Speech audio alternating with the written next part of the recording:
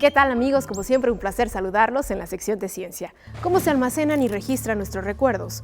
Estudios aseguran que los seres humanos tenemos 12 tipos de memorias diferentes y que nuestros recuerdos no se guardan como si fueran fotografías. Son cambiados según las personas que los evocan.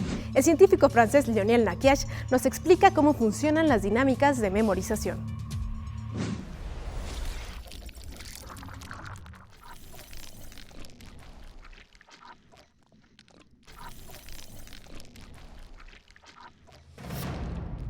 Une définition psychologique, on va dire la mémoire, c'est la capacité à enregistrer, à stocker et à rappeler des expériences que nous avons vécues.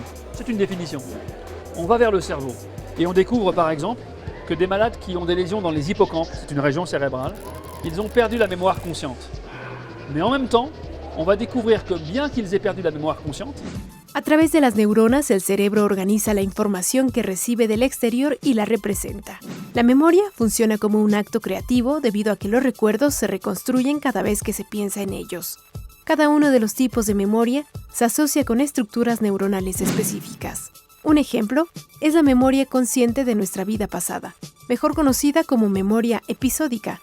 Su papel es almacenar la información autobiográfica y son solo aquellos eventos experimentados de forma personal.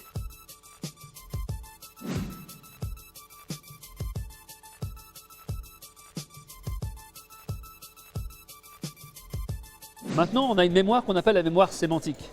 Par exemple, si je vous demande en quelle année il y a eu l'indépendance du Mexique, vous pourrez dire, moi je ne connais pas par cœur, mais vous pourrez dire. Et si je vous demande quand est-ce que vous avez appris ça, sans doute que vous ne saurez pas.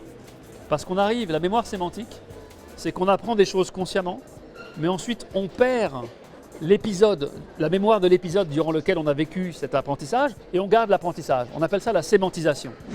Otra de las categorías es la memoria procedimental, y es la que participa en el recuerdo de las habilidades motoras y ejecutivas, por ejemplo, tocar un violín o aprender a conducir un automóvil. Donc il y a des patients qui malheureusement ne se souviennent plus ce qu'ils ont fait chaque jour, mais ils ont une mémoire procédurale normale. Ils peuvent apprendre une nouvelle chose sans le savoir.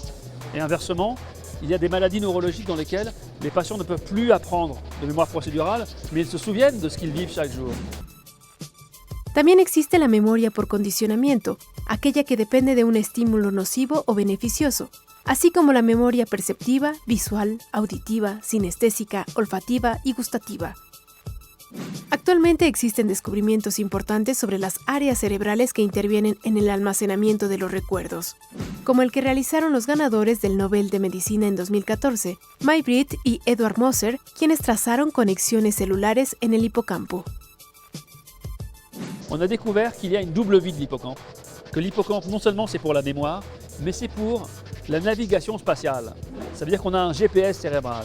Et pour moi, une des grandes découvertes, c'est qu'on a découvert que la mémoire consciente de notre vie, elle emprunte une trajectoire spatiale. Autrement dit, pour se souvenir de notre vie, on utilise des repères spatiaux, là où nous étions, quand nous avons vécu ce que nous avons vécu, et que la mémoire consciente, elle est vraiment installée, elle est construite sur aussi la mémoire et l'orientation dans l'espace. Et ça, pour moi, c'est une grande découverte.